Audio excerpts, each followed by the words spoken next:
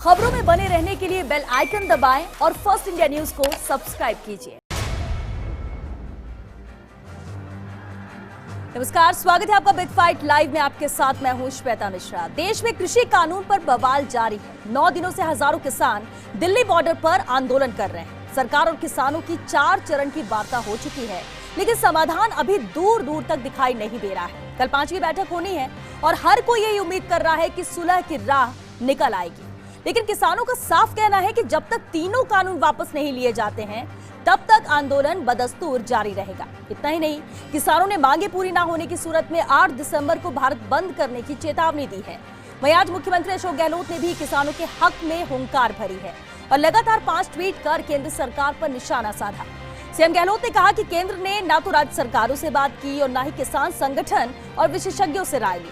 बिना बहस बिना चर्चा संसद में असंवैधानिक तरीके से बिल पास करवा लिए। यही कारण है कि किसान आज ठगा सा महसूस कर रहा है और आंदोलन पर मजबूर है। इतना ही नहीं, सीएम गहलोत ने तो यहां तक कहा कि केंद्र सरकार को कृषि कानून वापस लेकर अपनी भूल सुधारनी चाहिए और अन्नदाता से माफी मांगनी चाहिए। इसमें कोई दो राय नहीं है कि इस बार किसान आर पार के मूड में है। वहीं कल 5वीं बैठक में क्या होगा, इस पर पूरे देश की निगाहें टिकी हुई हैं।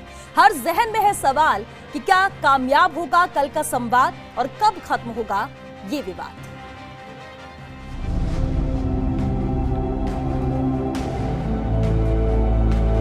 हमें उम्मीद है कि ये सरकार जो है, मोदी जी अहंकार छोड़ें और ये जो किसान जो है इनकी आवाज सुने। कि इतनी कमियों वाले बिल जो लेकर आए हैं ये अब फाड़ने पड़ेंगे, ये रद्द होने चाहिए।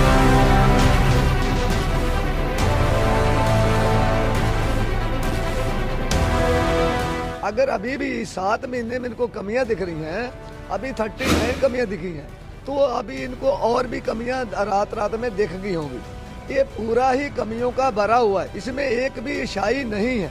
कल जो सरकार फैसला ले लेती है इन बिलों को रद्द करने का, तो हमारा संगठन आएगा, उसका हम स्वागत करेंगे।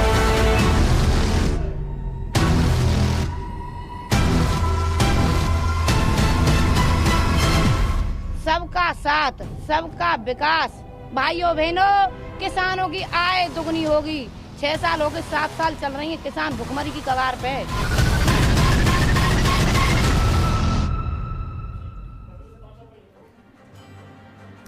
हल्दर के हक में सीएम गहलोत के हुंकार। कृषि कानून को लेकर केंद्र पर किया प्रहार। भूल सुधारें अपनी और गलती करें स्वीकार। अन्नदाता से माफी मांगे केंद्र की सरकार। और सबसे बड़ा सवाल, कब खत्म होगा ये विवाद। बिग फाइट पे बहस आज इसी अहम मुद्दे पर, और बहस के लिए मौजूद है हमारे साथ खास मेहमान। चलिए उनसे रूबरू करा देते हैं आपको।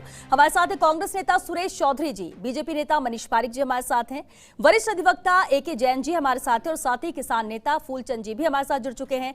आप सभी का बहुत स्वागत है बिग फाइट लाइव में। मनीष पारिक जी, अब देखिए, सवाल तो जब बिल आया, कानून बना, तब से लगातार जारी है, विरोध है, विवाद है, अब सड़कों पर किसान भी आ चुका है। लेकिन आज अगर हम प्रदेश की बात करें, प्रदेश के मुख्यमंत्री अशोक गहलोत ने बैक टू बैक 5 ट्वीट किए, जिसमें शुरुआती तौर से वही सवाल उन्होंने भी उठाए कि कोई डिस्कशन नहीं, कोई चर्चा नहीं, ये स्थिति आज आ गई और आज किसान मजबूर हुआ ये आंदोलन करने के लिए। अब सवाल ये कि कल जब 5वें दौर की वार्ता होगी, कितनी उम्मीद की जाए कि इस वार्ता में बात बन जाएगी, समाधान हो जाएगा? श्वेता, सारे कानून भारत के संसद में बनते हैं और जो संसद को कानून बनाने का हक है, जब वहाँ पर बात होती है, वहाँ पर कांग्रेस के भी MP हैं, वहाँ की दूसरी पार्टी के लोग भी हैं, उनको वहाँ डिस्कस करना चाहिए। लेकिन जो अगर गहलोत साहब ने ट्वीट किया है, तो क्या वो ये संसद की बात नहीं मानेंगे? क्या पार्लियामेंट्री डेमोक्रेसी में उनका भरोसा नहीं है? यहाँ भी ये सवाल खड़ा होता है। जो भी राजस्थान में कानून बनते हैं वो विधानसभा में बनते हैं, और जब केंद्र के कानून बनते हैं तो वो लोकसभा में बनते हैं। इसलिए ये कहना कि ये गैर कानूनी काम हुआ है, ये तो हो ही नहीं सकता। कानून ने अपना काम किया है, और जो लोग जनता के नुमाइंदे हैं, जिनको बात रखने का हक है और वो चुनकर वहां पहुंचे हैं, उन्होंने डिस्कस किया है। इसलिए बिल्कुल मनीष जी, और इसी पर जो आप कह रहे हैं कि मुख्यमंत्री ने जो पहला ट्वीट किया उन्होंने यही किया है, और इसमें यही लिखा कि इन तीनों बिलों को संसद में आनन फानन में पास कराया गया। वो चाहते थे कि बहुमत के दम पर असंवैधानिक तरीके से इन्हें पास कराया गया है, ये उन्होंने आरोप लगाया। क्योंकि उनका कहना है कि विपक्ष चाहता था कि बिलों को सिलेक्ट कमेटी में भेजा जाए, इस पर चर्चा हो, लेकिन वो नहीं किया गया। ये सबसे पहला आरोप।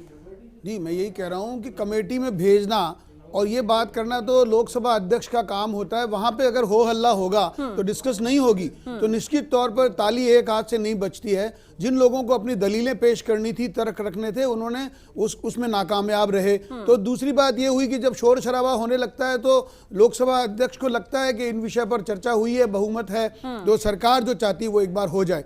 मैं आपको ये भी कहना चाहता हूं कि किसानों को भी पहले से भाजपा ने कहा कि भ्रमित करने की बात हो रही है। अगर बिचौलियों की बात हटाने की है, अगर आड़तियों को बीच में से रिमूव करने की बात है, तो निश्चित तौर पर किसान को ज्यादा फायदा मिलेगा। और ये पहले साबित भी हुआ है। जहां तक न्यूनतम समर्थन मूल्य का सवाल है, उसमें भी आपने देखा कि एमएसपी को माननीय मोदी जी ने पूरी तवज्जो दी और बाजरे की एमएसपी आपने देखा है जो मिनिमम सपोर्ट प्राइस भी दुगनी से ज्यादा करी। जो पहले मनमोहन सिंह जी के टाइम पे 800 रुपए में बाजरा तो फिर किसान बिक रहा था, क्यों नहीं रहा वो है? 1800-2000 तक गया। ठीक है, अगर बहुत बेहतर किया गया और सब कुछ अच्छा है किसान के हित में, तो किसान क्यों ये बात समझ नहीं रहा है? मैं आपको यही कह रहा हूं, भ्रम जो बड़ी बात है। पंजाब में कांग्रेस पार्टी की सरकार है, दोनों बातों में आड़तियों का महत्व है। मंडियों के आधार पर सारा वो धान का खरीद और बिक्री होती है। तो जहां पर मंडी प्रभावी होगी वहां पे निश्चित तौर पर इसकी बात होगी, क्योंकि उनको रिमूव करा जा रहा है। लेकिन उस रिमूव का करने का, उस रिमूवल का फायदा अगर किसान को सीधा मिल रहा है कि वो खुले बाजार में अपनी उपज के ज्यादा मूल्य प्राप्त कर सकता है और फिर एमएसपी भी एडजस्ट कर रहा है। आप ये कह रहे हैं कि केंद्र सरकार एक कानून किसान के हित में लेकर आई है, लेकिन ऐसा भ्रम का जाल बना है जिससे किसान समझ नहीं पा रहा और ये आंदोलन कर रहा है। कि स्टेट पंजाब से बात होती है, वहां पे कांग्रेस पार्टी की सरकार। सुरेश चौधरी जी, अभी आपने सुना मनीष पारिक जी ने क्या कहा। आज मुख्यमंत्री अशोक गहलोत ने भी यही सब सवाल उठाए थे कि किसान मजबूर हुआ इसलिए सड़कों पर वो आया है, आंदोलन कर रहा है और सरकार को किसानों से माफी मांगनी चाहिए, केंद्र सरकार को। तमाम अहम बातें उन्होंने कही, आरोप लगाए हैं। लेकिन सुरेश जी, मनीष जी की बात आपने सुनी, उनका कहना है कि भ्रम फैलाया गया है और इसी भ्रम में आ गया है किसान और इसलिए वो आंदोलन कर रहा है।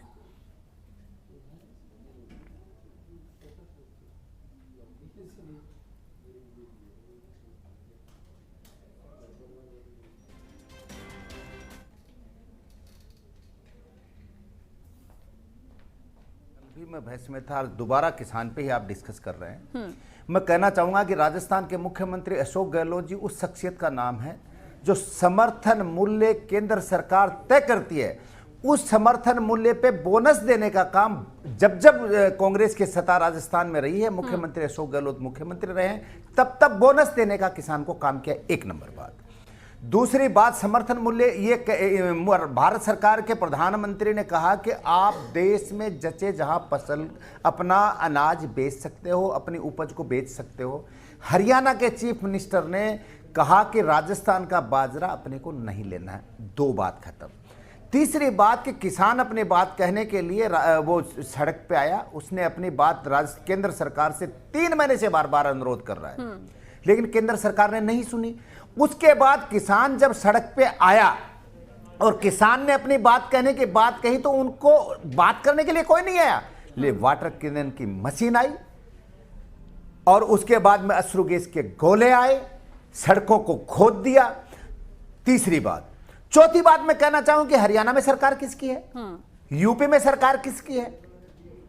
तो पूरे देश के किसान, चाहे हरियाणा की सीमा हो चाहे यूपी की सीमा हो, सब जगह हरियाणा, यूपी, राजस्थान, पंजाब, उत्तराखंड, सब जगह के किसान, पूरे देश के किसान एक हैं, संगठित हैं।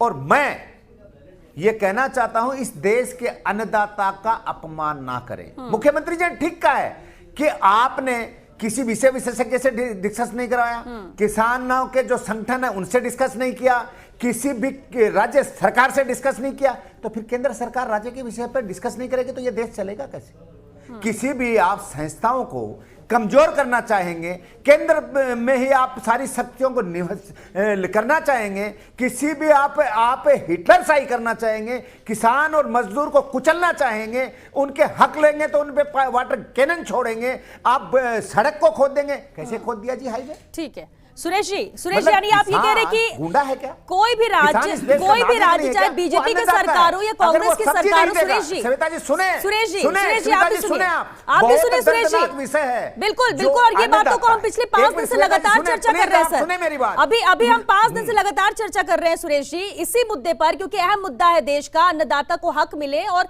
सीधी सी बात है कि ये आंदोलन खत्म हो, हर कोई चाहता है, फिर बीजेपी हो, कांग्रेस हो, आम आदमी हो या फिर कोई खास हो।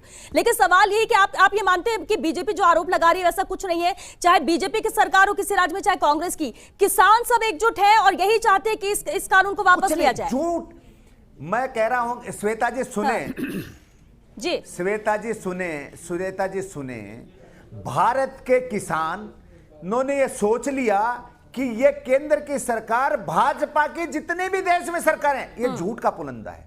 आज देश के प्रधानमंत्री जी ने कहा अगर वो करते, प्रधानमंत्री जी ने जो बोला और वो आज तक अगर करते तो देश की जनता को विश्वास हो जाता। चलिए ठीक है, क्योंकि किसान नेता हमारे साथ हैं, उल्टा किया सुरेश चौधरी जी किसान नेता हमारे साथ हैं, फूलचंद जी है उनका रुख करते हैं, उन्हें भी सुनिए जरा आप। फूलचंद जी, अब जबकि वार्ता का दौर लगातार जारी है, फूलचंद जी कल भी ऐसे बैठक हुई थी, अब कल बैठक होने जा रही है 5 तारीख को, उससे पहले ये ऐलान करना कि भारत बंद करेंगे 8 दिसंबर को, यानी रणनीति साफ कर दी है किसानों ने। क्या इस कानून को वापस लेने के सिवाय कोई बीच का रास्ता है जिस पर किसान मान सके, या सिर्फ एक ही बात मंजूर है कि कानून वापस हो? पर मैं सबसे पहले राष्ट्रीय पार्टी से एक चीज पूछना चाहता हूँ कि राजस्थान में सबसे ज्यादा बाजरा पैदा होता है, हिंदुस्तान का 43% बाजरा राजस्थान पैदा होता है। और आज मेरा मुख्यमंत्री ट्वीट कर रहा है किसी पे, और मेरे किसान का बाजरा आज तक नहीं के खरीद पाए, ये सबसे बड़ी नालायकी अगर किसी ने की है तो राजस्थान के मुख्यमंत्री अशोक गहलोत ने और कांग्रेस ने किसान के साथ बहुत बड़ा धोखा किया। केंद्र सरकार ने जो गलतियां की वो भुगत रहे हैं, वो तो भुगत रहे, पर इनका क्या होगा? आरसी साहब से, मैं चौधरी साहब से पूछना चाहता हूँ, आपने कितना बाजरा खरीदा राजस्थान में? एक दाना खरीदा हो तो बताओ। हरियाणा में 2150 का बाजरा मिलता है और मेरे यहाँ 1100 का बाजरा मिलता है, इसकी भरपाई क्या राजस्थान सरकार करेगी? मेरे किसान को यहाँ 833 रुपए जो बिजली के बिल पे सब्सिडी मिलती थी वो आज नहीं मिल रही, उसकी भरपाई कौन करेगा? आज यहाँ के किसान को इतना कमजोर कर दिया, आज हिंदुस्तान के किसान को साथ देने में हमारा राजस्थान का किसान असमर्थ है, और इसका कारण है यहाँ की कांग्रेस को उसको आर्थिक कमजोरी बना कर दिया, उसकी सब्सिडियां तो छोड़ो, उसका जो उसने जो अपने खेतों में उपज पैदा की उसको ये खरीद नहीं पाए। अब कहते हैं केंद्र ने नहीं खरीदा। भाई ये बताओ, पंचायत का काम सरपंच करेगा या प्रधान करेगा? प्रधान का काम प्रमुख करेगा या सीएम करेगा? तो यहाँ की स्टेट गवर्नमेंट को खरीदना है, केंद्र से फंड कैसे लेना है, कैसे देना है, ये किसान की जिम्मेदारी नहीं है, ये जिम्मेदारी है व्यवस्था में बैठे हुए मुखिया की। ठीक है फूलचंद जी, यानी आप कह रहे हैं कि राजस्थान में भी सरकार ने भी बेहतर नहीं किया है किसान के लिए, सवाल उठ रहा है। लेकिन अगर इस कानून को लेकर क्या कहेंगे? दिल्ली में अगर आंदोलन चल रहा है किसानों का, क्या इस कानून को वापस लेने के अलावा कुछ भी मंजूर नहीं है, या कोई रास्ता बीच का निकल सकता है? चर्चा तो सभी के साथ हुई होगी, हर राज्य के किसानों के साथ। इसका सीधा सा रास्ता है, राजस्थान के किसान को उसकी उपज का समर्थन मूल्य की गारंटी मिल जाए, 100% खरीदा हुआ चालू है। यही इसका सबसे बढ़िया रास्ता है, हर किसान इस चीज को स्वीकार करे। ठीक है, और कॉन्ट्रैक्ट में जो है ये तो एसडीएम पे नहीं छोड़कर सरकार को। ठीक है फूलचंद जी, क्योंकि आपने सवाल भी कई उठाए हैं, सुरेश जी से इसका जवाब लेंगे, लेकिन उससे पहले हमारे साथ वरिष्ठ अधिवक्ता ए के जैन सर भी, उनका रुख करना चाहेंगे। जैन सर, जब ये बिल लाने की बात हो रही थी, चर्चा हो रही थी, संसद में बात आई, कानून बना, विवाद हुआ, विरोध हुआ, हर मुद्दे पर हमने चर्चा की इसे लेकर, लेकिन आज जो स्थिति बन गई है, आंदोलन में किसान है, 9वां दिन था इनके आंदोलन का, कोई रास्ता निकलता नजर नहीं आ रहा। कल बैठक होने जा रही है, कानूनी रूप से जरूर समझना चाहेंगे कि जब ये कानून बन गया है तो अब क्या क्या रास्ते हो सकते हैं? देखिए, पहली चीज तो ये कानून जब लाया गया जी, तो आपको ध्यान होगा कि सबसे पहले अध्यादेश लाए गए थे, और अध्यादेश के लिए लोकसभा या राज्यसभा में डिस्कशंस नहीं होते शायद, और कृषि जैसे बड़े क्षेत्र पर जो कि बेसिकली राज्यों का क्षेत्र है, और नाम कृषि कानून रखा गया पर उनको लाया गया है वाणिज्य और खाद्य पदार्थों के व्यापार की श्रेणी के अंदर से उनको कानून बनाया गया। तो कानून लाने से पहले विस्तृत डिस्कशन नहीं हुआ, क्योंकि अध्यादेश के रूप में लाया गया था और उसके बाद इसको रखा गया था। तो वो तो बात एक सही है कि इसका जितना डिस्कशंस होना चाहिए था वो इस पॉइंट पर नहीं हुआ। राज्यसभा में जो हुआ वो भी सब पता, परंतु अब ये चूंकि राष्ट्रपति से सहमति मिल गई है, प्रोनाउंस हो गया है, तो और उसके बाद 2 महीने से आंदोलन चला। जब आंदोलन की सुनवाई नहीं हुई, तब जब दिल्ली पे घेरा डला तब इस पर सुनवाई हुई। किसानों की जो मांग है वो ये है कि इस कानून को टोटली स्क्रैप किया जाए और उसके बाद डिस्कशंस करके नया कानून बनाया जाए। इसमें जो संशोधन करने की बात रही कि एसडीएम की बजाय मजिस्ट्रियल कोर्ट्स में जाने की पावर दे दी जाए, या एक एमएसपी एक बहुत बड़ा मुद्दा है कि एमएसपी के बारे में अब तक कोई कानून नहीं है कि एमएसपी पर अगर खरीद नहीं की जाए तो दंडनीय अपराध है, या उसे कम से कम एमएसपी तय की जाए, क्योंकि गिनी चुनी फसलों की एमएसपी तय होती है और वो भी केंद्र सरकार की इच्छा होती है। जैसे बाजरे की बात है, बाजरे में राज्य सरकार ने शायद समय पर रिकमेंडेशंस नहीं भेजी या क्या बात हुई, हरियाणा में एमएसपी की स्वीकृति दे दी गई, राजस्थान में अब तक स्वीकृति का नहीं है, जिसकी वजह से राजस्थान और हरियाणा में दोहरा भाव। इसमें राज्य सरकार भी जिम्मेदार है और केंद्र सरकार भी जिम्मेदार है, दोनों सरकारें अपनी जिम्मेदारी से उसमें नहीं बच सकती। परंतु स्थिति ये है कि क्योंकि संशोधन के लिए किसान अड़े हुए हैं कि वो संशोधन इसमें नहीं चाहेंगे और वो चाहते हैं कि किसान इस कानून को वापस लेकर और दोबारा नए सिरे से कोई नए कृषि कानून सारे डिस्कशंस के बाद बनाए जाएं। तो यदि कानून को स्क्रैप करना है तो सरकार के हाथ में कि वो कानून को वापस ले सकती है, कानून को खत्म कर सकती है। परंतु अभी भी बातचीत का रास्ता खुला हुआ है, क्योंकि अभी तैयार दौर की बातचीत, कई बार बहुत लंबी वार्ता चलती है और हो सकता है कि सरकार के रुख में बदलाव हुआ या किसानों को कन्विंस करने में सफल हो जाए और इसके जो मेजर पोर्शन है उसको बदल के इसको अमेंडमेंट करके इसको लागू। परंतु अभी जो स्थिति बन रही है वो यही बन रही है कि किसानों की मांग तो साफ है कि कानून स्क्रैप किया जाए और दोबारा कानून बनाया जाए। और किसान, पहले सिर्फ ये माना जा रहा था कि पंजाब के किसान है, पर अब लग रहा है कि इसमें सारे देश के किसान इसमें धीरे धीरे करके सम्मिलित हो गए, क्योंकि इसमें जो मुख्य मुद्दा है वो कॉन्ट्रैक्ट फार्मिंग का है। क्योंकि अपनी और कॉन्ट्रैक्ट फार्मिंग में भी दर तय करने का है कि किसान और जो मल्टीनेशनल या इंटरनेशनल बड़ी कंपनी है वो आपस में उसकी रेट तय कर सकते हैं और उसका विवाद एसटीएम कोर्ट में जाएगा। तो आज़ादी से पहले जो नील कानून था जिसको लेकर आंदोलन चल रहा था, उसमें क्या था, ईस्ट इंडिया कंपनी ने ये कानून बना दिया था कि किसान सिर्फ नील की पैदा करेंगे और उस नील को इस भाव पर जो कंपनी आए वो खरीदेंगे। वो सिर्फ नील के लिए था पर आज सबके लिए आ गया।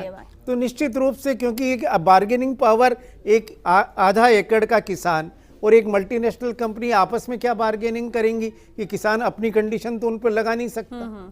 बिल्कुल। और इसी बात पे बिल्कुल जो एक आंसर आपने कही, और यही बात है मनीष पारिक जी, ये कुछ चीजें जो आप भ्रम की बात कर रहे हैं, लेकिन किसानों के दिमाग में, दिल में ये बैठ चुका है कि कॉन्ट्रैक्ट फार्मिंग होगी तो एक सरल शब्दों में कहे जो किसान की बातचीत में सामने आती है कि हमारी जमीन ये हथिया लेंगे, एमएसपी की दरें यहाँ पर फिक्स नहीं। जबकि आपके केंद्रीय कृषि मंत्री की अगर हम बात करें, नरेंद्र सिंह तोमर, उन्होंने यही कहा कि ये जो बातें हैं वो गलत है, एमएसपी थी, है और रहेगी। लेकिन किसान या तो समझा नहीं पा रहे हैं या समझ नहीं पा रहा है, या फिर आप जिस तरह से कह रहे थे अभी कि भ्रम फैलाया जा रहा है तो वो ज्यादा स्ट्रांग हो गया है कि उसकी जद में हर किसान आ रहा है। ऐसा तो नहीं हो सकता। एक कोशिश ये भी तो हो सकती थी कि जब पहले भले चर्चा नहीं हुई लेकिन बाद में प्रॉपर वे में कन्वे किया जा सकता कि ये क्या है, कैसे फायदा मिलेगा। शायद उसमें कहीं ना कहीं फेल हुए। दोनों बातें हैं कि एक तो किसान की आय दुगनी करने के लक्ष्य को लेकर मोदी जी ने काम किया। किसानों को ये पता है कि फसल तो उनको ही बोनी है, अगर कॉन्ट्रैक्ट आधार पर भी फार्मिंग होगी तो एमएसपी अगर मौजूद रहता है तो निश्चित तौर पर उससे कम में कोई किसान सौदा नहीं करेगा। तो जो कंपनी ज्यादा पैसे देगी उसकी फसल के, खड़ी फसल के, वो उसको बेच सकेगा और ये वहीं पर ही डीलिंग हो जाएगी। उसको जब माल ढुलाई करके मंडी में ले जाना पड़ेगा उससे पहले वहीं से ही माल कंपनी ले लेगी। एक बात तो ये दिखने में सुविधापूर्ण दिखता है निश्चित तौर पर। और चूंकि कंपैरेटिव रेट्स भी दोनों कंपनियों की होगी, 3 कंपनियों की होगी, तो किसान ज्यादा वाले को बेचेगा।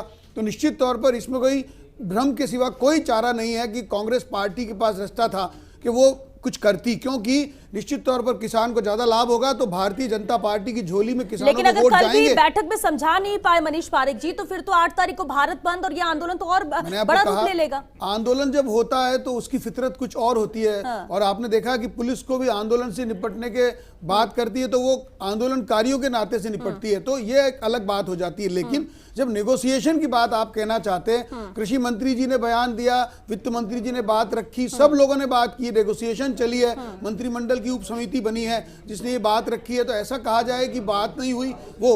दूसरी बात, पंजाब में कांग्रेस पार्टी की सरकार ने जो काम मूल रूप से प्रारंभ किया उससे कुछ लोग जुड़ते गए, लेकिन अभी भी पूरे देश के किसान उसमें शामिल नहीं है। आपने देखा है क्योंकि वक्त खत्म हो रहा है। सुरेश चौधरी जी, अभी फूलचंद जी ने भी बड़े आरोप लगाए प्रदेश को लेकर कि किसानों की जो स्थिति है या जो पहले फायदे थे अब नहीं मिल रहे हैं, सरकार इस ओर ध्यान नहीं दे रही है। ये सवाल उन्होंने उठाया कि कानून तो ठीक है, गलत है और वो चाहते कि वापस हो, पूरे देश का किसान एकजुट है, लेकिन प्रदेश की स्थिति को भी उन्होंने बयां किया।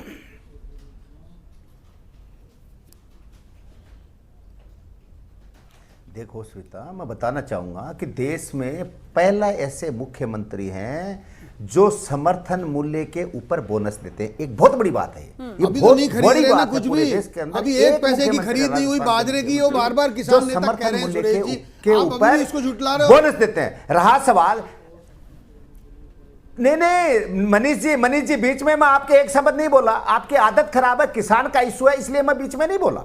मैं ये कहता हूं मनीष जी के समर्थन मूल्य पे खरीदारी जो होती है वो केंद्र सरकार करती है।